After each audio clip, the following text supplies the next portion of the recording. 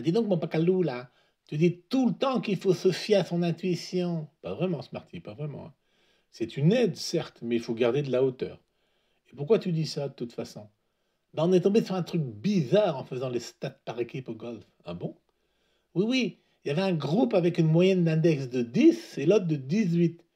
Alors du coup, on a pris le moins bon du groupe 1 pour aider le groupe 2, en donnant, il était d'index 13, hein, on donnait au groupe 2.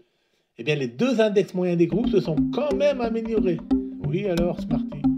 Bah, c'est très bizarre, ça, mon Pacalo. Bah non, c'est même en fait un phénomène connu, le phénomène de Rogers. Allez, voyons cela ensemble. Alors, donc, reprenons ton exemple, Smarty, avec un groupe d'index moyen 10. Alors, mettons 4 joueurs, d'index 7, 9, 11 et 13, ça fait bien une moyenne de 10. Et puis, un groupe d'index moyen 18, 15, 17, 19 et 21. Quand on fait le calcul, on voit bien que ça fait un index moyen de 18. Alors, j'enlève le joueur d'index 13 du premier groupe.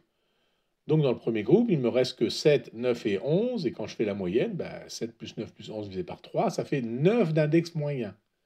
Donc, ça veut dire que l'index, effectivement, s'est amélioré. On est passé de 10 à 9. Et puis, je regarde le groupe 2. Ils étaient 15, 17, 19 et 21. Comme index, je rajoute 13. Et maintenant, je fais la somme divisée par 5, parce qu'il y a 5 joueurs. Ça donne 17. Et puis là encore, amélioration de l'index moyen. Oui, tu as raison, mon Pacalou, hein. Mais alors, est-ce qu'il existe des cas où l'index moyen d'un des groupes baisse et pas l'autre alors? Ben oui, Smarty, on peut le faire. Prenons un autre exemple.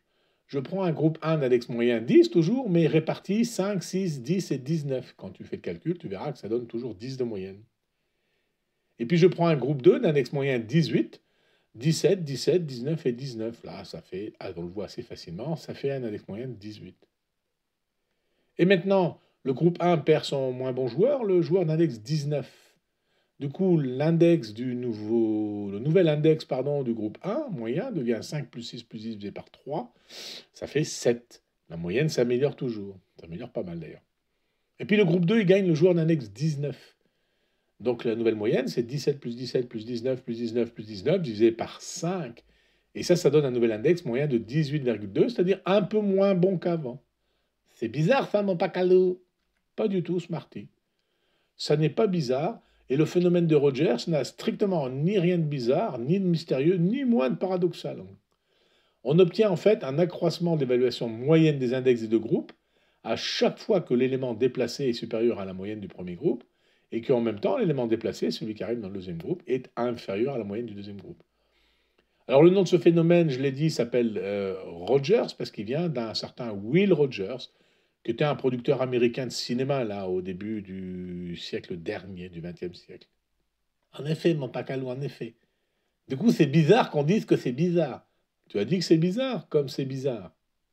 Allez, c'est tout pour aujourd'hui, et rendez-vous dans notre prochaine vidéo pour une nouvelle aventure physico-mathématico-golfique, toujours autour de ces probabilités-là, qui peuvent être très piégeuses, et nécessitent d'adopter une approche rigoureuse pour ne pas se faire tromper par les statistiques. Zéat, mon Pacalou, zéat!